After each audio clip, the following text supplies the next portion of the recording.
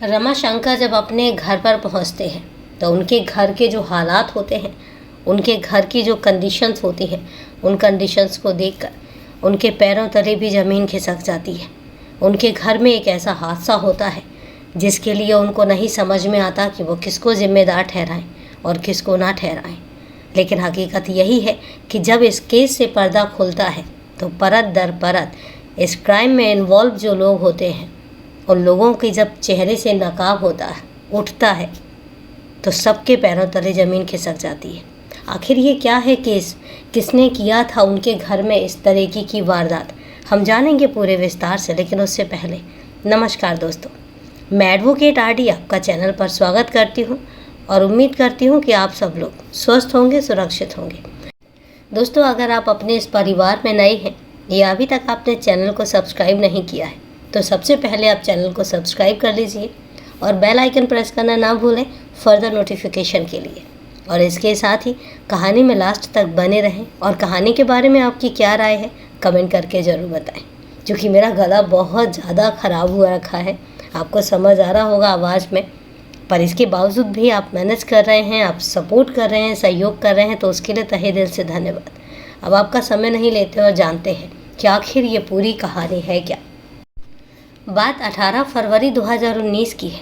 शाम करीब 5 बजे रमाशंकर गुप्ता एडवोकेट पद्मा गुप्ता के केशव नगर स्थित घर पर पहुंचते हैं तो उनके मकान का मेन गेट बंद था। गेट के बाहर 2 युवक खड़े थे और दोनों आपस में बातें कर रहे थे। रमाशंकर ने उन युवकों से पूछताछ की तो उन्होंने अपने नाम क्रमशः मोहित और शुभम बताए। उन्होंने बताया कि वो दोनों online shopping courier delivery boy हैं। स्नेह गुप्ता ने ऑनलाइन कोई सामान बुक करवाया था। वह उस सामान को देने आए हैं, लेकिन आवाज़ देने पर ना तो कोई गेट खोल रही हैं और ना ही अपना फ़ोन रिसीव कर रही हैं। रमाशंकर गुप्ता स्नेह के मौसा थे, वह उसी से मिलने ही आए हुए थे।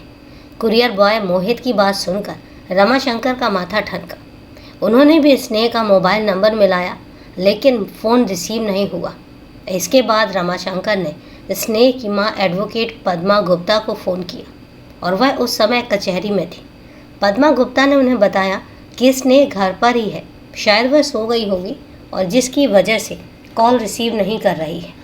रमाशंकर गुप्ता ने किसी तरह गेट खोला और घर के अंदर दाखिल हुए। उन्होंने स्नेह को कई आवाज़ें दी, लेकिन कोई जवाब नहीं मिला। मेन गेट से लगा बरामदा था। बरामदे में पद्मा का पालतू पमेरियन कुत्ता टहल रहा था और 2 कमरों के दरवाजे भी खुले हुए थे। रमाशंकर गुप्ता स्नेह गुप्ता को खोजते हुए पीछे वाले कमरे में पहुंचे तो उनके मुंह से चीख निकल गई। स्नेह गुप्ता खून से लथपथ फर्श पर पड़ी हुई थी। उसकी सांसें चल रही थीं या थम गई थी, कहना मुश्किल था। स्नेह गुप्ता की यह हालत देखकर कुरियर बॉय मोहित और शुभम भी घर के अंदर पहुंच गए। कमरे में एक लड़की की लाश देखकर वह भी आश्चर्यचकित रह गए।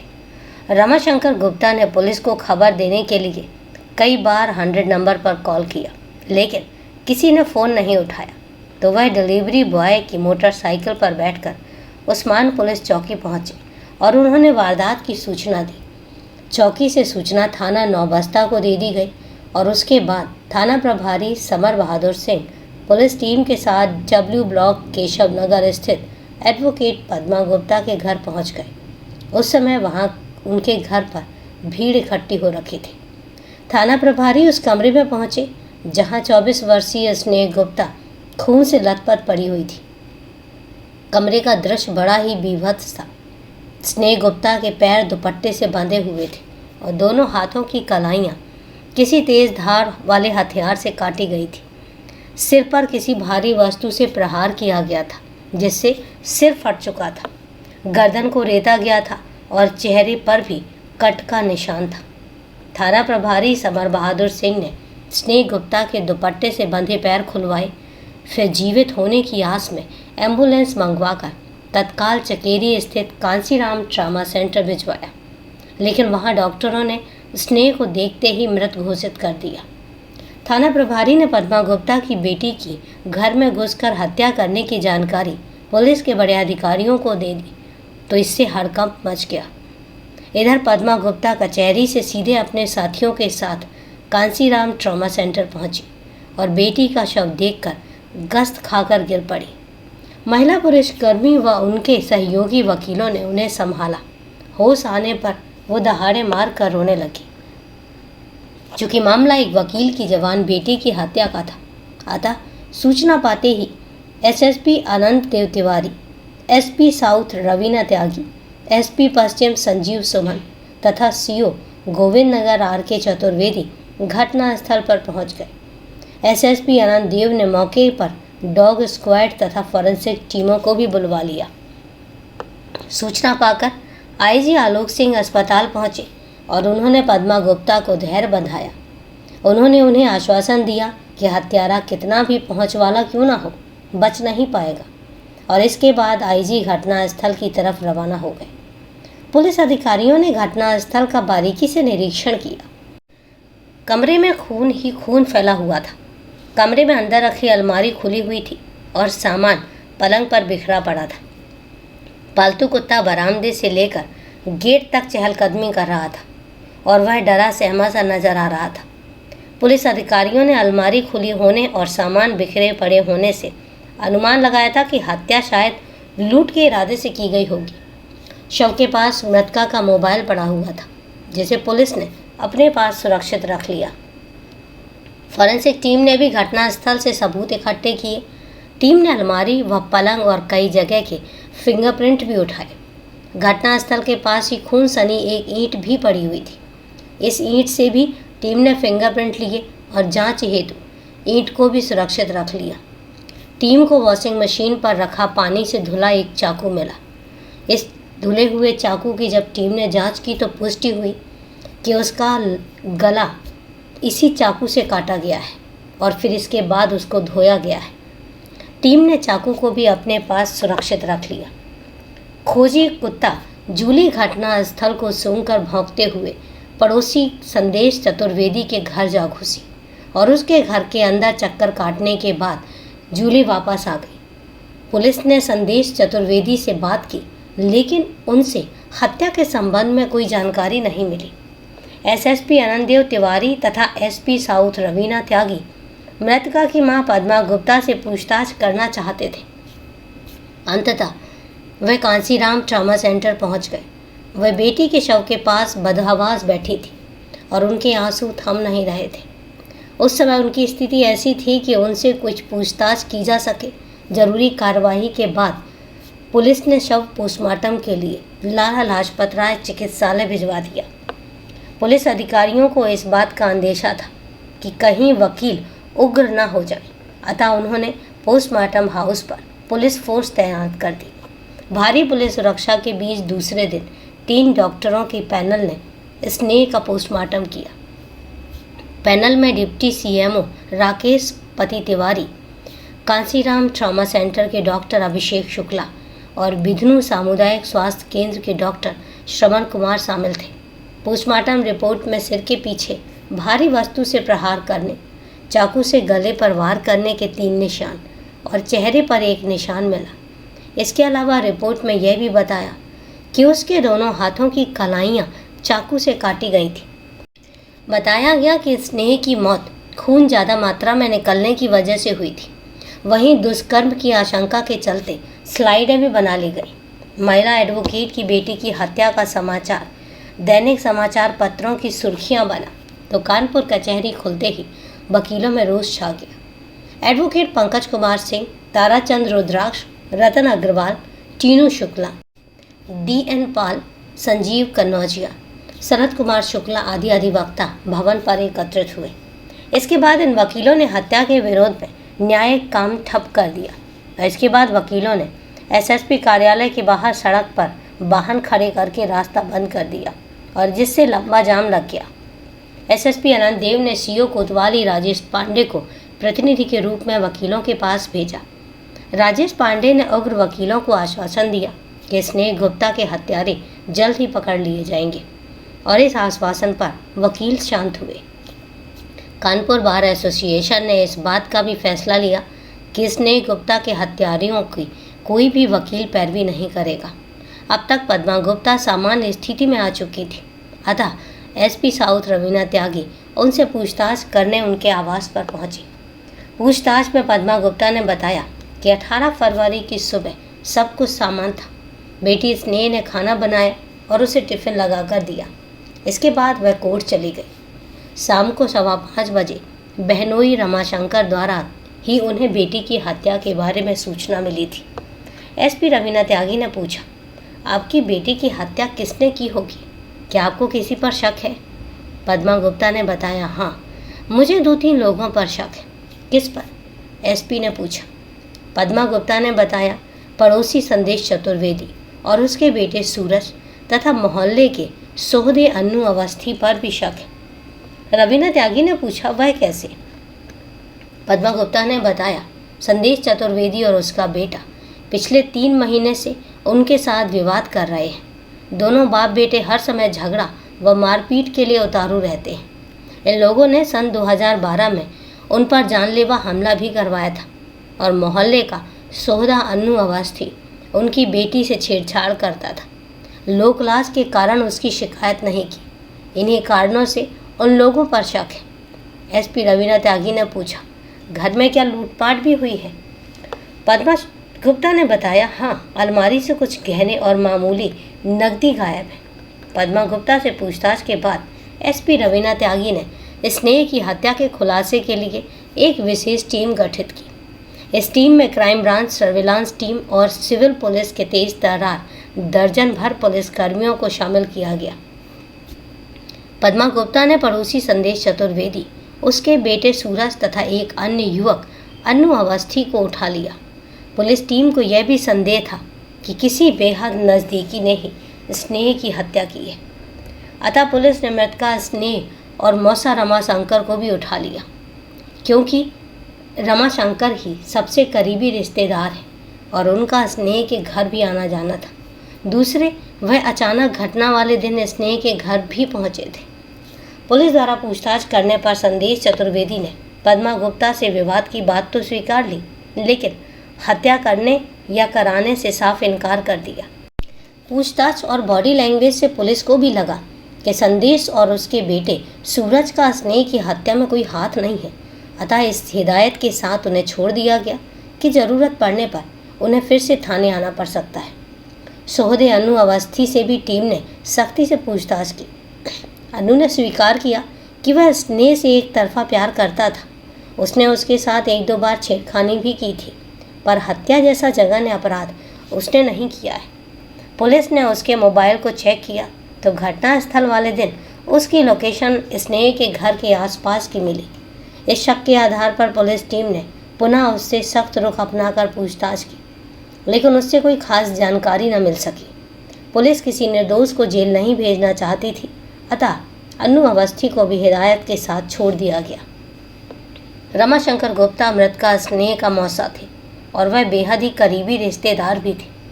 पुलिस ने जब उनसे पूछा कि घटना वाले दिन वह अचानक स्नेह के घर क्यों और कैसे पहुंचे, इस पर रमाशंकर ने बताया कि स्नेह ने उससे मोबाइल पर बतियाते हुए कहा था कि 20 फरवरी को उसके इंस्टीट्यूट में कोई कार्यक्रम है, उसे भी कार्यक्रम में हिस्सा लेना है, अतः कुछ पैसे चाहिए।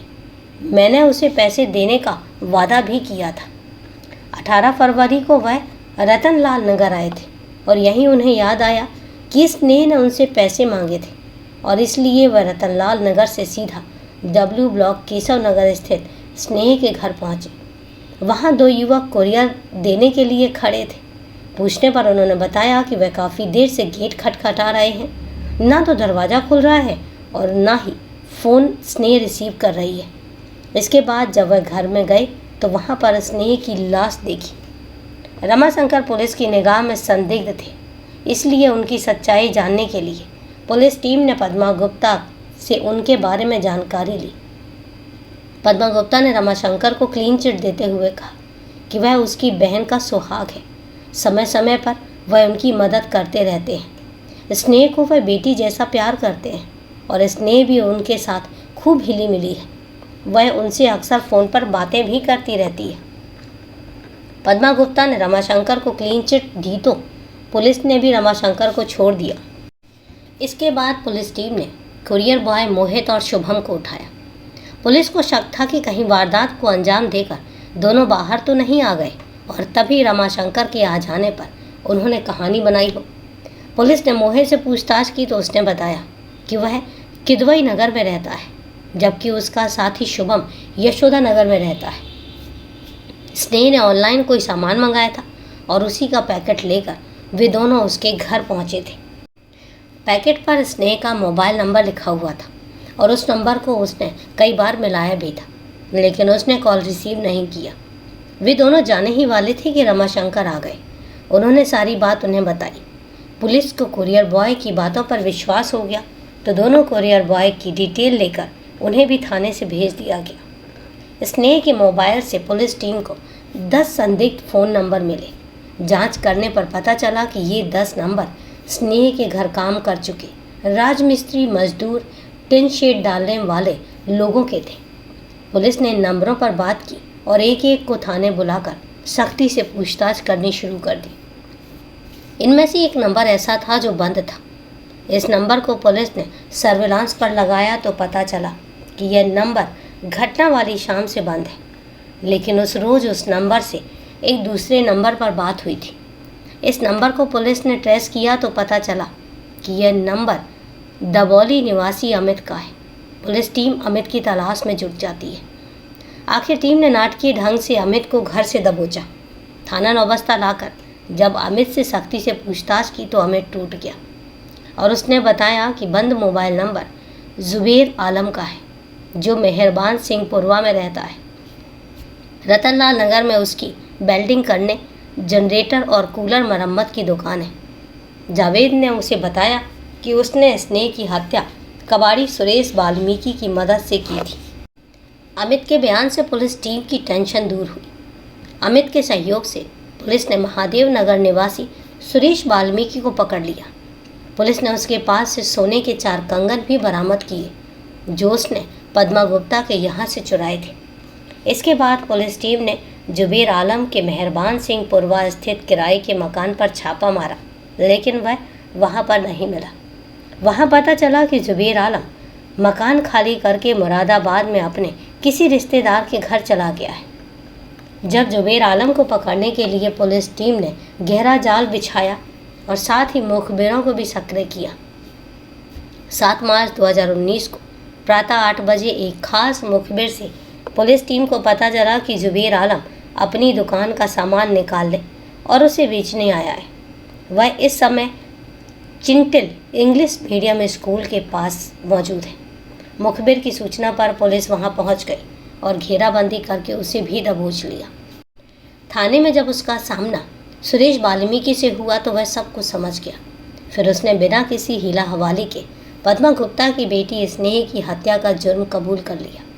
जुबेर आलम ने चुराए गए जेवरों में से झुमका और एक अंगूठी दबौली के एक ज्वेलर्स के यहाँ बेची थी। पुलिस ने ज्वेलर्स के यहाँ से अंगूठी और झुमके बरामद कर लिए और साथ ही जुबेर के पास से 900 रुपये भी बरामद किए। चूँकि सुरेश और जुबेर आलम ने स्नेह की हत्या का जुर्म कबूल कर लिया था और उनसे जेवर नकदी भी बरामद हो गई थी, इसलिए पुलिस ने स्नेह की हत्या के जुर्म में जुबेर आलम और सुरेश वाल्मीकि को गिरफ्तार कर लिया। ये जानकारी एसएसपी आनंद देव तथा एसपी साउथ रवीना त्यागी को हुई तो उन दोनों अधिकारी थाने पहुंचे और उन्होंने टीम की सराहना करते हुए 25,000 रुपये इनाम देने की घोषणा की। और फिर एसएसपी आनंद देव ने प्रेस वार्ता कर इस चर्चित हत्याकांड का खुलासा पत्रकारों के समक्ष किया। पत्रकार वार्ता के दौरान अभियुक्तों ने स्नेह की हत्या की जो कहानी बताई वो कुछ इस प्रकार निकली। उत्तर प्रदेश के महानगर कानपुर के नौबस्ता थाना अंतर्गत एक मोहल्ला केशव नगर पड़ता है। इसी मोहल्ले के डब्ल्यू ब्लॉक में एडवोकेट पद्मा गुप्ता अपनी बेटी स्नेह गुप्ता के साथ रहती थी। यह उनका निजी मकान था। पद्मा गुप्ता के पति राजकुमार गुप्ता अलग रहते हैं। दाम्पत्य जीवन में मनमुटाव के चलते उन्होंने पद्मा के साथ तलाक दे दिया था। पद्मा गुप्ता कानपुर कोर्ट में वकालत करती हैं। स्नेह की उम्र जब 1 साल से भी कम थी तभी उनका पति के साथ तलाक हो गया था। पिता के प्यार से वंचित स्नेह की पद्मा गुप्ता ने बड़े ही लाड़ प्यार से परवरिश भी की थी। स्नेह बेहद खूबसूरत थी, पढ़ाई में भी तेज थी। उसने हाई स्कूल और इंटरमीडिएट की परीक्षा प्रथम श्रेणी से उत्तीर्ण की थी। इसके बाद उसने पॉलिटेक्निक में प्रवेश कर लिया था और वह महिला पॉलिटेक्निक से फार्मेसी की पढ़ाई कर रही थी। पद्मा गुप्ता अपने पड़ोसी संदेश चतुर्वेदी से बहुत दुखी रहती थी। वह और उसका बेटा सूरज हमेशा झगड़े पर उतारू रहते थे। पद्मा गुप्ता मोहल्ले के अन्नू अवस्थी से भी परेशान थी। पॉलिटेक्निक आते जाते वह स्नेह को परेशान करता रहता था। हालांकि स्नेह कड़े मिजाज की थी और वह अन्नू को पास भी नहीं फटकने देती थी, लेकिन अन्नू एक तरफा प्यार में पागल था, जिससे वह उसे छेड़छाड़ करने से बाज नहीं आता था। पद्मा गुप्ता अन्नू को सबक तो सिखाना चाहती थी, किंतु लोक लाज के कारण हमेशा चुप हो जाती थी। पद्मा गुप्ता की बहन जरौरी निवासी रमाशंकर गुप्ता को ब्याही थी। रमाशंकर पीओपी कारोबारी थे। उनका पद्मा गुप्ता के घर आना जाना था। घर बाहर का कोई भी काम हो वह रमाशंकर के बिना नहीं कराती थी। अक्टूबर 2018 में पद्मा गुप्ता ने अपने मकान का निर्माण कराया था। इसमें राजमिस्त्री, मजदूर, कारपेंटर आदि की व्यवस्था रमाशंकर ने ही कराई थी। प्लास्टिक की शेड डालने का ठेका रमाशंकर ने जुबेर आलम को दिया था। जुबेर आलम मूल रूप से उत्तर प्रदेश के शहर हापुड़ का रहने वाला था। कानपुर में वह परिवार सहित ही रहता था। रतनलाल नगर में उसकी वेल्डिंग करने, जनरेटर व कूलर मरम्मत की दुकान थी। वह शेड डालने का भी काम करता था। पद्मा गुप्ता के घर शेड डालने का ठेका उसने 14,000 रुपये में लिया था और काम खत्म होने पर जुबेर आलम को पद्मा गुप्ता ने 12,000 रुपये देकर उसके 2,000 रुपये रोक लिए थे। पद्मा गुप्ता के घर के सामने शशि शुक्ला का मकान था। काम के दौरान पद्मा गुप्ता ने जुबेर आलम को उनके यहाँ लोहे की जाली लगाने का ठेका दिलवा दिया था, साथ ही तय रकम भी दिलवा दी थी, लेकिन जुबेर आलम ने आधा काम किया। शशि शुक्ला पद्मा को उलाहना देने लगे। स्नेह के पास सभी कामगारों के फ़ोन नंबर थे। वह जब भी जुबेर आलम को शशि शुक्ला के यहाँ जाली लगाने का पूरा काम करने को कहती तो वह बहाना बना देता। जुबेर आलम का एक दोस्त सुरेश वाल्मीकि भी था। सुरेश कबाड़ का काम करता था। सुरेश जुबेर की दुकान से भी कबाड़ खरीदता था, सो दोनों में गहरी दोस्ती भी थी और दोनों अक्सर शराब की महफिल जमाते रहते थे। दोनों पर लाखों रुपए का कर्ज था। सुरेश को कबाड़ के काम में घाटा हो गया था, जबकि जुबेर आलम का बेटा बीमारी से जूझ रहा था, जिससे उस पर कर्ज हो गया था और दोनों कर्ज चुकाने की जुगत में परेशान रहते थे। इधर 1-1.5 माह से जुबेर आलम अपने 2,000 रुपये मांगने स्नेह के घर आने लगा। स्नेह उसे यह कहकर पैसा देने से मना कर देती कि वह पहले शशि आंटी के घर का काम पूरा करे। बार बार पैसा मांगने पर जब स्नेह ने पैसे नहीं दिए तो वह नफरत से भर उठा। वह सोचने लगा कि वकील की लड़की जानबूझकर उसकी बेइज्जती कर रही है और उसे उसकी मेहनत का पैसा नहीं दे रही है। उसने इस बाबत दोस्त सुरेश से सलाह मशवरा किया और फिर निश्चय किया कि इस बार अगर उसने पैसे देने से इनकार किया तो वह अपनी बेइज्जती का बदला लेकर ही रहेगा। इसके बाद उसने 2 दिन स्नेह के घर की रेकी कर सुनिश्चित कर लिया कि सुबह 10 बजे से शाम 7 बजे के बीच में स्नेह घर पर अकेली ही रहती है। 18 फरवरी 2019 की दोपहर जुबेर आलम स्कूटर से अपने दोस्त सुरेश के साथ स्नेह के घर पहुंचा। जुबेर आलम ने गेट खटखटाया तो स्नेह ने गेट खोला। स्नेह उस समय घर पर अकेली थी और उसकी माँ पद्मा गुप्ता कोर्ट गई हुई थी। जुबेर आलम का साथी सुरेश गेट के बाहर स्कूटर लिए खड़ा रहा और जुबेर आलम बरामदे में पहुंच गया। जुबेर को देखकर स्नेह का कुत्ता भौंका तो स्नेह ने इशारा करके कुत्ते को शांत करा दिया और फिर स्नेह ने जुबेर से पूछा, कैसे आना हुआ? मुझे रुपयों की सख्त ज़रूरत है, इसलिए हिसाब का बाकी 2,000 रुपये लेने आया हूँ। स्नेह कड़ी आवाज़ में बोली, देखो जुबेर, तुम्हें बाकी का पैसा तभी मिलेगा जब तुम शशि शुक्ला आंटी का काम पूरा कर दोगे, और वैसे भी माँ घर पर नहीं है, शाम को जब वह आ जाएं तब हिसाब लेने आ जाना। जुबेर गिड़गिड़ाकर बोला, मेरा बेटा बीमार है, उसे दिखाने डॉक्टर के पास जाना है, पूरा पैसा ना सही 500 रुपये ही दे दो। वह बोली, मुझे तुम्हारे बेटे की बीमारी से क्या लेना देना, इस समय मैं तुम्हें फूटी कौड़ी भी नहीं दूंगी, समझे? स्नेह की बात सुनकर जुबेर तिलमिला उठा। उसकी आंखों में क्रोध की ज्वाला धधक उठी। जुबेर अभी यह सोच ही रहा था कि वह इस बदमिजाज लड़की को सबक कैसे सिखाए, तभी स्नेह बोल पड़ी, जुबेर, मुझे पलंग के पास एक अलमारी बनवानी है, उसके बारे में तुम बताओ और उसकी नाप भी ले लो। इसके बाद वह जुबेर को अंदर के कमरे में ले गई। जुबेर ने स्नेह को इंची टेप पकड़ाया और वह पलंग पर चढ़कर नाप लेने लगी। इसी समय नफरत से भरे जुबेर आलम की नज़र जीने में रखी ईंट पर पड़ गई। उसने लपक कर वह ईंट उठाई और भरपूर वार स्नेह के पीछे सिर में कर दिया। स्नेह का सिर फट गया और वह पलंग पर नीचे गिर पड़ी। इसी समय खून से लथपथ पड़ी स्नेह के पैर उसने उसी के दुपट्टे से बांध दिए और फिर रसोई में जाकर चाकू उठाकर ले आया। इसके बाद उसने चाकू से उसके गले को रेत दिया तथा दोनों हाथों की कलाइयों की नसें भी काट दी। उसने उसके चेहरे पर भी चाकू से वार कर दिया। स्नेह की मौत के घाट उतारने के बाद जुबेर ने अलमारी का सामान पलंग पर बिखेर दिया और अलमारी से सोने के 4 कंगन, 1 जोड़ी झुमके, 1 अंगूठी और 900 रुपये निकाल लिए। यह सब लेकर वह घर से बाहर आ गया। बाहर उसका दोस्त सुरेश स्कूटर स्टार्ट करके खड़ा हुआ था और इसके बाद स्कूटर से दोनों वहाँ से भाग जाते हैं। लेकिन शास्त्री चौक पर उसका स्कूटर खराब हो गया। तब उसने मोबाइल फ़ोन कर अपनी ऐसी मैकेनिक दोस्त दबौली निवासी अमित को सारी घटना बताई और मोटरसाइकिल लेकर आने को कहा। लेकिन अमित घबरा गया था और उसने दोबारा फ़ोन ना करने की चेतावनी देकर अपना फ़ोन बंद कर दिया। इसके बाद सुरेश ने स्कूटर ठीक कराया और जुबेर को उसके घर पर छोड़ा। जुबेर ने 4 कंगन तो सुरेश को दिए तथा झुमके और अंगूठी उसने उसी शाम दबौली के ज्वेलर्स के यहाँ 24,000 रुपये में बेच दी और रात में ही मिनी ट्रक पर सामान लाद कर पत्नी और बच्चों सहित मुरादाबाद में रिश्तेदार के यहाँ रवाना हो गया। इधर घटना की जानकारी तब हुई जब कुरिया देने मोहित और शुभम आए। 8 मार्च 2019 को पुलिस ने अभियुक्त जुबेर आलम और सुरेश वाल्मीकि को कानपुर कोर्ट में रिमांड मजिस्ट्रेट के समक्ष पेश किया और जहां से दोनों को जिला कारागार भेज दिया गया। कहानी लिखे जाने तक उनकी जमानत स्वीकृत नहीं हुई थी। अमित को पुलिस ने सरकारी गवाह बना लिया था। तो दोस्तों, ये थी पूरी कहानी बेहद ही दिल दहला देने वाली है और हकीकत ये है कि किसके दिमाग में क्या छुपा हुआ है समझ पाना बहुत मुश्किल है।